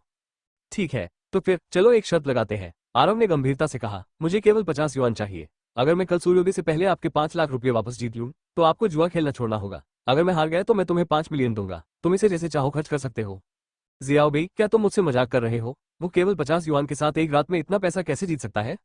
लिन चिंतित थी, उसे विश्वास नहीं हो रहा था कि आरव ने अभी क्या कहा। चिंता मत करो, मेरे अपने तरीके हैं। तुम आज रात घर पर शांति से सो सकते हो। भोर होने से पहले मैं इस छोटे कमीने को वापस लाने में तुम्हारी मदद जरूर करूंगी। आरव मुस्कुराया, वो आत्मविश्वास से भरा हुआ था। बकवास बंद करो, जल्दी करो और मेरे पीछे आओ। आपके 5 मिलियन मेरे हैं। लिन नान ने अधीरता से आग्रह किया। वो आरव को हारते हुए देखने के लिए इंतजार नहीं कर सकता था। हे, चलो फिर चलते हैं। मैं ये सुनिश्चित करूंगा कि तुम्हें मेरी शक्ति का यकीन हो जाए। आरव को बिल्कुल भी डर नहीं लगा। वो उसे कमरे से बाहर ले आया। तुम्हें वापस आना होगा, मैं तुम्हारा इंतजार करूंगा। लिन ने अपने होंठ काटे और आरव की पीठ को घूरने लगी। उसे अचानक एहसास हुआ कि उसके छोटे भाई के अलावा एक और आदमी भी है जो उसके दिल को छू सकता है। पश्चिमी शहर की झुग्गियां, कई अंधेरी गलियों से गुजरने के बाद वो एक सुनसान प्रांगण में पहुंचा। तहखाने के स्तर तक छिपी हुई सीढ़ी के बाद वास्तव में एक और दुनिया थी। बेसमेंट, जो कि कुछ 100 वर्ग मीटर का था, का हाल ही में नवीनीकरण किया गया था। वहां 1 दर्जन से ज्यादा जुए की मेजें थी, जिससे यह एक छोटे से भूमिगत कैसीनो में बदल गया। रात के 11 बज चुके थे, लेकिन हर जुआ टेबल लोगों से घिरी हुई थी। वे सभी ऐसे दिख रहे थे मानो वे स्टेरॉइड पर हो, अर्जुन से नाच रहे हो और खपे छोटे ओ की मात्रा अर्जुन से झूम रहे हो। वे तब तक नहीं जाएंगे जब तक कि वे अपना सारा पैसा खो न दें। यह वो कैसीनो है जहां मैं अक्सर जाता हूं। तुम घोड़े हो या खच्चर, इसे घुमाने के लिए बाहर निकालो। लिन नान ने ताना मारा। जाओ और मेरे लिए चिप्स बदल दो। आरव ने 50 युआन का नोट निकाला और आदेश दिया। आप लिन नान बहुत दुखी था, लेकिन जब उसने उन 5 मिलियन डॉलर के बारे में सोचा जो उसे मिलने वाले थे, तो उसके पास अपने चिप्स का आदान प्रदान करने के लिए भागने के अलावा कोई विकल्प नहीं था। आरव ने तुरंत अपना सेलफोन निकाला और 3 रियल्स के भिखारी फाउंडेशन में लॉग इन किया। आरव, सब लोग, क्या कोई है जो गारंटी दे सकता है कि मैं हर शर्त जीतूंगा? जल्दी से बुलबुला और आप इसे एक मसालेदार पट्टी के लिए विनिमय कर सकते हैं। नेझा, वाह, भगवान आरव फिर से ऑनलाइन है। कैशन, भगवान आरव, क्या आपको पैसे की जरूरत है? मैं एक मसालेदार पट्टी के बदले में 10,000 टैल सोना ले सकता हूँ। आरव, मुझे पैसे नहीं चाहिए, मैं शर्त जीतना चाहता हूँ। गॉड एयरलांग, आप किस तरह की शर्त जीतना चाहते हैं? शायद मेरे पास कोई रास्ता है। आरव, पासा, पोकर और इसी तरह की अन्य चीजें। एयरलांग शेन, मैं नहीं जानता कि पोकर क्या है। हालांकि पासा जीतना बहुत आसान था। मेरे पास एक ऐसी तकनीक है जो दिव्य नेत्र खोल सकती है और सभी चीजों को देख सकती है। स्वर्गीय आंख खोलो, एक्स रे दृष्टि, यह अच्छा है। आरव बहुत खुश हुआ। भगवान एयरलांग की तीसरी आंख थी। यह उनका अनोखा हुनर था। उस समय बंदर राजा के 72 रूपांतरण हुए, लेकिन वह एयरलांग शेन की दिव्य दृष्टि से बच नहीं सका। यह स्पष्ट था कि यह एक बहुत शक्तिशाली कौशल था। जब आरव इस पर सहमत होने ही वाला था, तभी ग्रुप में एक और संदेश आ गया। बंदर राजा, भाई जियाओ बेई, उस आदमी की बकवास मत सुनो। उसकी स्वर्गीय आंखों की कला मेरी सोने की ज्वलंत आंखों की तुलना में बस बकवास है। एयरलांग शेन, भाड़ में जाओ। क्या आप मेरा व्यवसाय चुराने की कोशिश कर रहे हैं? बंदर राजा, तुम सही हो। मैं, ओल्ड सन, आपका व्यवसाय चुराना चाहता हूँ। मैं तुम्हें परेशान कर दूंगा। एयरलांग शेन, भाड़ में जाओ। क्या तुम विश्वास करते हो कि मैं अपनी 3 नुकीली, दोधारी तलवार का उपयोग करके तुम्हारा बंदर का सिर नहीं काटूंगा? बंदर राजा, मैं, बूढ़ा सूर्य, जिंगू बैंक से तुम्हारी गुदा में वार करूंगा। एयरलांग शेन, मैं हाउलिंग सेलेस्टियल डॉग से कहूंगा कि वो तुम्हें काट ले। बंदर राजा, मैं, बूढ़ा सूर्य, बंदरों से तुम्हें खरोचने के लिए कहूंगा। एयरलांग शेन, दोनों देवताओं को एक दूसरे का गला काटते देख आरव पूरी तरह से भ्रमित हो गया। आरव, आप दोनों कृपया बहस करना बंद करें। महान ऋषि, मुझे बताइए कि आपकी अग्नि और स्वर्ण की आंखों के क्या लाभ हैं? बंदर राजा, मैं गोल्डन गेज फायरी आइज के फायदों के बारे में बात नहीं करूंगा। मैं थर्ड आई तकनीक के नुकसानों के बारे में बात करूंगा। बंदर राजा, सबसे पहले आपको तीसरी आंख तकनीक की साधना के लिए 3000 वर्षों की साधना की आवश्यकता होगी। आपके पास? आरव, 3 साल भी नहीं, 3000 साल तो दूर की बात है। पसीना आना। बंदर राजा, दूसरी बात, स्वर्गीय नेत्र तकनीक में महारत हासिल करने के बाद आपको अपने माथे पर एक अतिरिक्त आंख की आवश्यकता होगी। क्या आपको यह पसंद है? आरव, अरे, मैं अभी भी नश्वर दुनिया में हूं, मुझे नहीं लगता कि यह जरूरी है। पसीना आना। बंदर राजा, तो फिर बताओ, क्या तुम ज्वलंत सुनहरी आंखें चाहते हो या फिर दिव्य नेत्र तकनीक? आरव, मुझे सुनहरी निगाहें और उग्र आंखें चाहिए, बिना किसी हिचकिचाहट के। एयरलांग शेन, मैं बहुत नाराज हूँ। 3 रसोई के चाकू। बंदर राजा, हाँ, मैं तुम्हें परेशान करना चाहता हूँ। 3 गर्वित इमोजी। आरव, महान ऋषि, कृपया मुझे गोल्डन गेज फायरी आइज सिखाएं। मैं अब और इंतजार नहीं कर सकता। बंदर राजा, चिंता मत करो, मैं तुम्हें निराश नहीं करूंगा। डिंग। बधाई हो, आपको बंदर राजा से एक लाल गिफ्ट मिला है। आपको एक गोल्डन गेज फायरी आइज, जादुई वस्तु, मिली है। इसे आपके खजाने के बक्से के अंदर संग्रहित किया गया है। आरव, मुझे लाल गिफ्ट मिल गया है। आपका बहुत बहुत धन्यवाद। मैं तुम्हें कल मसालेदार छुड़े भेजूंगा। बंदर राजा, ठीक कहा, ठीक कहा। उसके बाद आरव ने तुरंत अपना खजाना खोला। गोल्डन गेज फायरी आइज, जादुई वस्तु, इसे खुद मंकी किंग ने बनाया है। ये दुनिया की हर चीज को देख सकता है। क्या आप इसे वापस लेना चाहते हैं? निकालना। आरव ने अपनी उंगली से इशारा किया और आग की एक किरण उसकी दाहिनी आंख में घुस गई। उस समय ऐसा लगा जैसे उसने आकाश और धरती को जलाती हुई आग का एक शानदार दृश्य देखा हो। उसका खून खौल रहा था। जब यह भावना गायब हो गई तो उसने पहले ही गोल्डन गेज फायरी आइज की क्षमता हासिल कर ली थी। हाँ, मेरे बाईं ओर नेदर स्पिरिट बैटल स्काउटर है और दाईं ओर गोल्डन गेज फायरी आइज है। ये बहुत बढ़िया है। क्या तुम्हें ऐसा लगता है? आरव का चेहरा उत्साह से भर गया था। वो कैसीनो में लड़ने के लिए इंतजार नहीं कर सकता था। अपनी चिप्स ले लो, बहुत बुरी तरह मत हारो। उस समय लिन नान वापस चला गया। लंबे समय तक कतार में खड़े रहने के बाद उसे आखिरकार एक हरी चिप मिल गई। हम अपनी आंखें चौड़ी करके खोलो, मैं तुम्हें आज जुए की असली प्रकृति से अवगत कराऊंगा। आरव ने चिप्स ली और सीधे उस मेज की ओर चला गया जहां पासे रखे हुए थे। अपनी शर्त लगाओ, अपना दांव लगाओ, व्यापारी जोर से चिल्लाया। कैसीनो में पासा जुआ खेलने का सबसे सरल तरीका था। यह बहुत लोकप्रिय था। जुआरियों ने अपनी बाजी लगाई। कुछ देर बाद टेबल पर 1 लाख से ज्यादा चिप्स थे। इस तरह के छोटे कैसीनो के लिए यह कोई छोटी रकम नहीं थी। सुनहरी निगाहें, ज्वलंत आंखें, खुला। आरव ने अपनी दाहिनी आंख झपकाई और उसकी आंखों के सामने एक सुनहरी लौ चमक उठी। पासे के प्याले को ढूंढने वाला पासा का प्याला पपे आंख की मात्रा रद्द आधार अर्जुन हो गया। आरव स्पष्ट रूप से देख सकता था कि 3 पासे 1, 3 और 1 थे। मैं छोटे पर दांव लगाऊंगा। बिना किसी हिचकिचाहट के आरव ने अपने सभी चिप्स छोटी तरफ रख दिए। फफ, 50 रुपये से जुआ खेलने की तुम्हारी हिम्मत कैसे हुई? तुम एक ही बार में सब कुछ खो दोगे। आरव के बगल में एक मोटा आदमी कृपालुता से बोला। तो फिर आपने बड़ी रकम पर दांव लगाया। आरव ने उसकी ओर उपहासपूर्ण दृष्टि से देखा। मैं छोटे पर शर्त लगाऊंगा, 500। मैं बड़ी रकम पर दांव लगाऊंगा। मोटा आदमी बहुत उदार था। उसने मेज पर 500 चिप्स रख दिए। अपना दांव लगाओ, खुलो। डीलर ने पासा का प्याला खोला और ऊंची आवाज में घोषणा की, 1, 3, 1, 5, छोटा। मादरचोद, मुझे विश्वास नहीं हो रहा है कि तुमने सही अनुमान लगाया है। मोटे आदमी ने गुस्से से आरव की ओर आंखें घुमाई। कैसा है? 50 हो गए। आरव ने अपने हाथ में चिप्स लहराए। लिन नान ने विनम्रतापूर्वक कहा, अनुमान लगाने से क्या फायदा है? मत भूलना, तुम्हें भोर से पहले 5 लाख जीतना होगा। हे, बस इंतजार करो और देखो। मैं आज ये सुनिश्चित करूंगा कि तुम आश्वस्त हो जाओ। आरव मुस्कुराया और कैसीनो में वापस चला गया। गोल्डन गेज फायरी आइज की मदद से उसके हारने का कोई रास्ता नहीं था। उसने अपनी सारी चिप्स दांव पर लगा दी। 100 200 हो जाते हैं, 200 400 हो गए, 400 800 हो गए, 1600 3200 6400 12800 25600 51200। 20 मिनट बाद आरव के हाथ में चिप्स बढ़कर 51200 हो गई। अरे बाप रे, वो बच्चा भगवान है। उन्होंने लगातार 10 राउंड जीते। उसका भाग्य सचमुच बहुत ही अद्भुत है। सभी लोग उसके नेतृत्व का अनुसरण करें, वो निश्चित रूप से पैसा कमाएगा। अचानक आरव जुआरियों का ध्यान आकर्षित करने लगा। हर कोई उसकी हर हरकत पर नजर रख रहा था। वे उसके साथ किस्मत बनाना चाहते थे। जल्दी करो जीजा जी, जल्दी करो, ये संख्या जल्द ही 1 लाख हो जाएगी। उसी समय लिन नान कट्टरता की स्थिति में प्रवेश कर चुका था। वह अब आरव को नीची नजर से देखने की हिम्मत नहीं करता था। वह आरव को प्यार से जीजा भी कहता था। डीलर मुझे इस राउंड में जीतने नहीं देगा, आरव ने लिन नान के कान में फुसफुसाया। वो कैसे संभव है? अब तो सब कुछ भाग्य पर निर्भर है। जीजा जी, आप बहुत किस्मत वाले हैं। आप फिर जरूर जीतेंगे। जल्दी करो, जल्दी करो। लिन नान उत्साहित था। उसे आरव पर बिल्कुल भी विश्वास नहीं हुआ। बस देखो और देखो। अपनी सुनहरी निगाहों वाली उग्र आंखों से आरव साफ साफ देख सकता था कि पासे 3, 6 और 5 थे। बिग का समय आ गया था। लेकिन इस बार उसने केवल 200 चिप्स निकाले और उन्हें बड़े पक्ष में फेंक दिया। चलो बिग पर दांव लगाते हैं। इस बच्चे के दबाव का पालन करना निश्चित रूप से गलत नहीं है।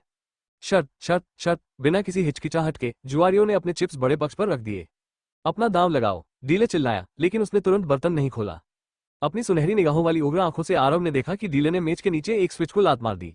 शायद ये किसी तरह का विद्युत चुंबकीय प्रभाव था। पासे के तीनों पासे पलटने लगे। 2 2 1 2 2 1 5 बजे। डीले ने पासा का प्याला खोला और ऊंची आवाज में घोषणा की। फिर स्वाभाविक रूप से उसने बिग के पक्ष में रखे सभी चिप्स अपनी जेब में रख लिए। आसपास के जुआरियों ने तुरंत शोकपूर्ण विलाप शुरू कर दिया। आरव नहीं रुका। उसने लिन नान को जुए की मेज से दूर खींच लिया। क्या तुम्हें कुछ पता चला? आरव ने पूछा। लिन नान ने घबराते हुए कहा, मुझे लगता है कि यह थोड़ा रहस्यमय है। जूंग परिवार ने धोखा दिया होगा। ठीक है, मैं इसे महसूस कर सकता हूँ। इसका मतलब है कि तुम इतने मूर्ख नहीं हो। आरव ने सिर हिलाया। यह सही है जीजा जी, चलो, ये जगह तो ठगी वाली है। मैं यहाँ फिर कभी नहीं आऊंगा। लिन नान का दिल डूब गया। उस समय को याद करते हुए जब उसने पैसे खो दिए थे, उसे और भी यकीन हो गया कि बैंकर के साथ कुछ गड़बड़ है। मैंने अभी तक 5 लाख नहीं जीते हैं। मैं कैसे जा सकता हूँ? आरव ने कंधे उचका दिए। उसका जाने का कोई इरादा नहीं था। जब लिन नान ने ये सुना तो उसने पूछा, जीजा जी, आप जानते हैं कि बैंकर धोखा देता है, फिर भी आप जुआ क्यों खेलना चाहते हैं? क्योंकि जुए के बारे में आपकी समझ अभी गहरी नहीं है। आपको जुए के क्रूर पक्ष को देखना होगा, फिर आप इसे छोड़ देंगे। आरव ने शांति से कहा। लिन नान चौंक गया। वो आरव से बहुत प्रभावित हुआ। उसने चिंतित होकर कहा, मुझे पता है कि तुम यह मेरे भले के लिए कर रहे हो, लेकिन मुझे डर है कि अगर मैं जुआ खेलना जारी रखूंगा तो मैं सब कुछ खो दूंगा। चिंता मत करो, मैं हारूंगा नहीं। आरव मुस्कुराया और जुए की मेज पर वापस चला गया। सुनहरी निगाहों और उग्र आंखों के साथ वो हार नहीं पाएगा। वो दूसरी जुए की मेज पर चला गया। उसने 4 बार और जुआ खेला। उसके 50,000 चिप्स 8 लाख में बदल गए। लिन नान के जुए के कर्ज को काटने के बाद उसके पास 3 लाख रुपये बचे। साला, आप लगातार 14 बार जीते। तुम इंसान नहीं हो, आप भगवान है, जुए का देवता। आज से तुम मेरे आदर्श होगे। लिन नान आरव की ताकत से पूरी तरह आश्वस्त थी। वो कई वर्षों से जुआ खेल रहा था, लेकिन उसे कभी भी आरव से अधिक शक्तिशाली व्यक्ति नहीं मिला था। इतनी जल्दी जश्न मत मनाओ, पहले जाकर अपने चिप्स बदल लो। आरव ने सारी चिप्स लिन नान की तरफ फेंक दी। ठीक है, मैं अभी जाऊंगा। लिन नान इतना उत्साहित था कि वो भाग गया। वो फ्रंट डेस्क पर गया। लिन नान ने चिप्स मेज पर रख दिए और मुस्कुराते हुए कहा, भाई वुल्फ, कृपया मेरी चिप्स बदलने में मेरी मदद करें। ओह, आज तुम बहुत भाग्यशाली हो बच्चे। क्या तुम पहले ही जा रहे हो? भाई वुल्फ ने चिप्स पर नजर डाली। उसकी अभिव्यक्ति बहुत अस्वाभाविक थी। लिन नान ने ध्यान नहीं दिया। उसने खपे छोटे ओ की मात्रा अर्जुन से कहा, हाँ, मैं आज नहीं खेल रहा हूँ, मैं अगली बार फिर आऊंगा। भाई बियाओ को जो पैसा देना है उसका क्या हुआ? भाई वुल्फ ने पूछा। ये मुझे अपने जीजा से पूछना होगा। लिन नान झिझक रही थी। आखिरकार पैसा आरव का था। हालांकि जब उसने पीछे मुड़कर आसपास देखा तो आरव कहीं नहीं दिखाई दिया। अपना कर्ज न चुकाना सही नहीं है ना? भाई वुल्फ ने ठंडे स्वर में कहा। भुगतान करो, मैं भुगतान करूंगा। लिन नान ने निगल लिया। उसने सोचा कि उसे पहले अपने कर्ज चुकाने के लिए पैसे का इस्तेमाल करना चाहिए। आरव का कर्ज चुकाना भाई बियाओ का कर्ज चुकाने से बेहतर था। यही बात है, मेरे साथ आओ, भाई वुल्फ ने शांति से कहा। लिन नान के पास उसका पीछा करने के अलावा कोई विकल्प नहीं था। इसके बाद भाई वुल्फ लिन नान को एक कमरे में ले गया और उसे इंतजार करने को कहा। कुछ मिनट बाद भाई बियाओ कुछ खूंखार दिखने वाले लोगों के साथ अंदर आया। नमस्ते भाई बियाओ। लिन नान ने उन्हें देखते ही तुरंत खड़ा हो गया। उसने झुककर उनका अभिवादन किया। नमस्ते मेरे तारांकन एसएस। उसने कभी सपने में भी नहीं सोचा था कि भाई बियाओ उसके चेहरे पर थप्पड़ मारेंगे जिससे वो जमीन पर गिर जाएगा। बियाओ, भाई बियाओ, तुमने मुझे क्यों मारा? लिन नान रह गया। अरे कमीने, मेरे कैसीनो में धोखा देने की तुम्हारी हिम्मत कैसे हुई? मैं न केवल तुम्हें पीटूंगा बल्कि तुम्हारा दाहिना हाथ भी काट दूंगा। ये भाई बियाओ विशालकाय भालू अर्जुन दा बियाओ था। मैंने धोखा नहीं दिया। लिन नान की अभिव्यक्ति जम गई। वो बुरी तरह डर गया था। अगर मैं कहता हूं कि तुमने धोखा दिया तो तुमने धोखा दिया। अर्जुन द पे आ की मात्रा ब पे छोटी ई की मात्रा य पे आ की मात्रा ओ का स्वर ठंडा और अनुचित था। गाड़ो, उसका हाथ काट दो और जनता को दिखाओ। सभी जुआरियों को बता दे कि यह बच्चा धोखेबाज है। उसने जो चिप्स जीती हैं वे सब मत रखना। ये लिन नान का दिल दहल गया। उसे लगा जैसे आसमान उस पर गिर रहा है। ये स्पष्ट है कि कैसीनो ने ही धोखा दिया था, लेकिन अब वे उस पर ही दोष मढ़ रहे थे। इसके अलावा उनके पास कोई सबूत नहीं था। उनके पास तर्क करने का कोई तरीका नहीं था। इस क्षण अंततः उसे जुए की प्रकृति समझ में आ गई। जुआरियों को पैसा खोना उचित था। जुआरियों को अपनी जीती हुई रकम फूकनी पड़ती थी। अगर वे बहुत ज्यादा जीतते हैं तो इससे कैसीनो के मूल हितों पर असर पड़ेगा। फिर यह इस तरह होगा, एक आपदा। मैं अब जुआ नहीं खेलूंगा, मैं अब जुआ नहीं खेलूंगा। जीजा जी, मुझे बचा लो, जीजा जी। लिन नान अपने दिल की गहराइयों से रोया और विलाप किया। अर्जुन दबियाओ ने यह देखा और घृणा से कहा, हे, तुम अभी भी मुझे जीजा कह रहे हो? यदि आप भगवान को भी बुला ले तो भी यह बेकार है। तारांकन धम्म तारांकन। इसी समय कमरे का दरवाजा लात मारकर खोला गया। आरव अंदर आया और अर्जुन द पे आ की मात्रा ब पे छोटी ई की मात्रा य पे आ की मात्रा ओ को ठंडी नजरों से देखने लगा। साला, जीजा जी, मुझे बचा लो। लिन नान आरव की तरफ लपकी और आरव की जान को कसकर पकड़ लिया। इस समय आरव ही उसका रक्षक था। चिंता मत करो, मैं यहाँ हूँ। सड़े हुए अंडों का ये गुच्छा तुम्हें कोई नुकसान नहीं पहुंचा पाएगा, आरव ने शांति से कहा। ये तुम क्यों हो, छोटे कमीने? जब दाबियाओ ने आरव को देखा तो उसकी आंखें गुस्से से जल रही थी। वो गुस्से से चिल्लाया, मुझे चिंता थी कि मैं तुम्हें नहीं ढूंढ पाऊंगा। तुम्हारी हिम्मत कैसे हुई खुद को मेरे पास भेजने की? हे, असल में मैं भी तुम्हें ही ढूंढ रहा था, मेरे बेटे। आरव ने ठहाका लगाते हुए हंस दिया। आप दाबियाओ का चेहरा लाल हो गया और वो गुस्से से चिल्लाया, मादरचोद, मैं आज तुम्हें मार डालूंगा। हे, मैं तो तुम्हें तब तक पीटने वाला था जब तक तुम खुद की देखभाल भी नहीं कर पाओगे। आरव ने कंधे उचका दिए।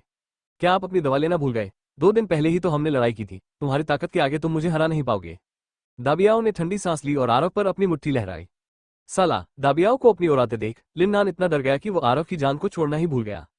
हाँ, तुम छोटे कमीने, तुम पहले से ही कमजोर हो और तुम्हारा साथी इतना बेवकूफ है। अगर तुम आज नहीं मरोगे तो यह चमत्कार होगा।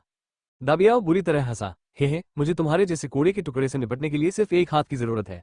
आरव बहुत शांत था। उसने अपना दाहिना हाथ उठाया और आगे की ओर थपथपाया। अरे बाप रे, ये तो बहुत तेज है। दाबियाओ ने आश्चर्य से चीख मारी। उसे अचानक एहसास हुआ कि आरव की गति 2 दिन पहले की तुलना में कम से कम कुछ गुना ज्यादा थी। और उसकी गति बिल्कुल वैसी ही थी जैसी 2 दिन पहले थी। उसके पास समय पर प्रतिक्रिया करने का कोई तरीका नहीं था। तारांकन पियाक, तारांकन। एक तीखी आवाज हुई और दाबियाओ एक घूमते हुए लट्टू की तरह उसी स्थान पर 3 बार घूम गया। उसकी दृष्टि धुंधली हो गई, उसके पैर लटका गए और वो सिर के बल जमीन पर गिर पड़ा। अरे बाप रे, मैं सपना तो नहीं देख रहा हूँ। इस बच्चे ने वास्तव में भाई दाबियाओ को थप्पड़ मारा। नहीं, यह अवश्य ही एक भ्रम है। ये बहुत डरावना है। उसके बगल में खड़े नौकर बुरी तरह डर गए। उनके चेहरे पर हैरानी के भाव थे और वे चुपके से दरवाजे की तरफ चले गए।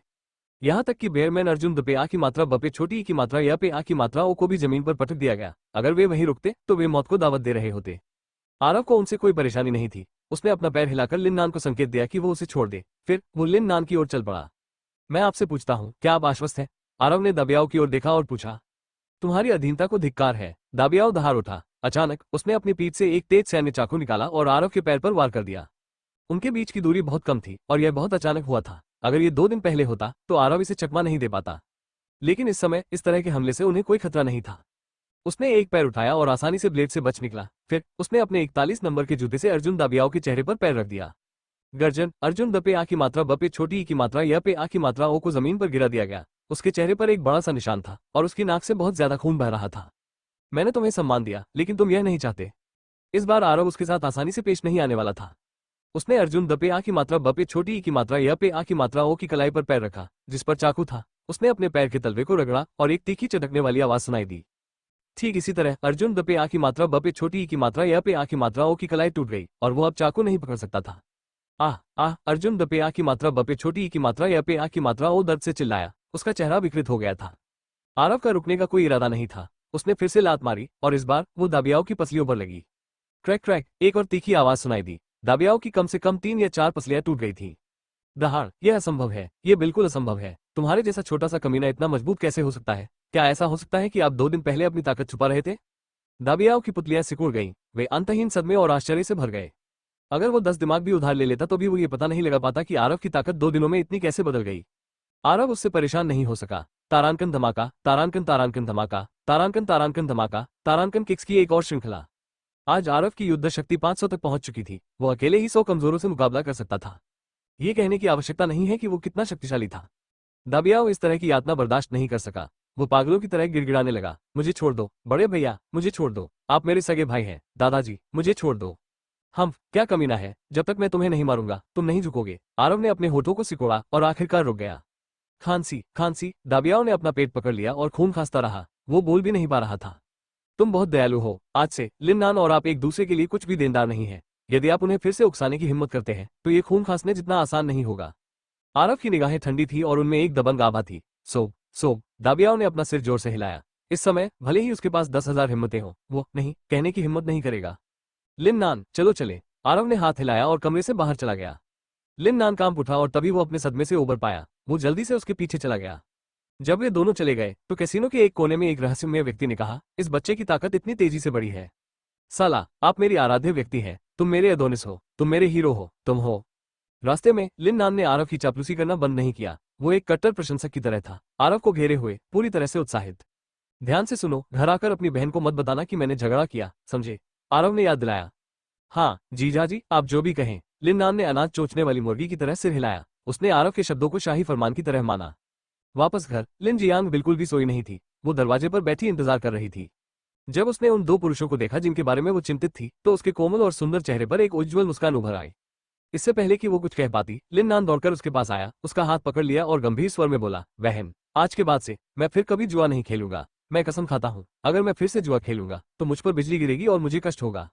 बकवास मत करो। लिन ने जल्दी से अपने हाथ से उसका मुंह ढक दिया और आश्चर्य से पूछा, क्या तुम अब भी मेरे भाई हो? हाँ बिल्कुल, मैं हमेशा तुम्हारा भाई रहूंगा। आज से मैं जीजा जैसा मर्द बनना चाहता हूँ। मैं पैसा कमाने के लिए कड़ी मेहनत करूंगा और अपनी बहन के प्रति पुत्रवत व्यवहार करूंगा और मेरे बहनों के प्रति पुत्रवत रहो। लिन नान ने गंभीरता से कहा। लिन जियांग दंग रह गई। उसे यकीन ही नहीं हुआ कि उसने क्या सुना। इतने सालों तक उसने अपने छोटे भाई की खातिर अपना दिल तोड़ दिया था। उसने उसे डांटा था, मारा था, लेकिन कोई फायदा नहीं हुआ था। आरव द्वारा कुछ घंटों के लिए उसे बाहर लाने के बाद वो इतना बदल क्यों गया? लिन जियांग को संदेह था कि आरव ने उसके भाई का ब्रेन वॉश कर दिया है या शायद उसे नार्जुन ला पदार्थ दिया गया था। लिन नान, तुम पहले अंदर जाओ, मुझे आरव से कुछ पूछना है, लिन ने कहा। ठीक है, मैं तीसरा पहिया नहीं बनना चाहता। लिन नान मुस्कुराया और खपे छोटे ऊ की मात्रा अर्जुन से घर में भाग गया।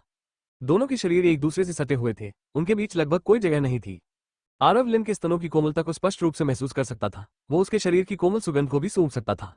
जियाओ बी, धन्यवाद। लिन के होंठ आरव के कान के ठीक पास थे। वो फुसफुसाते हुए बोली, अगर तुम नहीं होते तो लिन्नान और मैं रसातल में गिर जाते। आपका बहुत बहुत धन्यवाद। आपका स्वागत है। मैंने आपसे कहा था कि मैं आपकी हर चीज का ध्यान रखूंगा। आरव ने लिन की पीठ धीरे से थपथपाई। उसके शब्द गंभीर थे, लेकिन उसका मन पहले से ही कल्पनाओं से भरा हुआ था। इतनी खूबसूरत महिला को अपनी बाहों में लेकर आरव को अगर कोई विचार नहीं आता तो उसे एंड्रोलॉजी अस्पताल जाना पड़ता।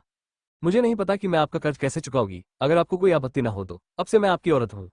लिन की आवाज मच्छर की तरह नरम थी। वो घबराई हुई थी, इसलिए उसने अनजाने में आरव की शर्ट पकड़ ली। दोनों के शरीर एक दूसरे से सटे हुए थे।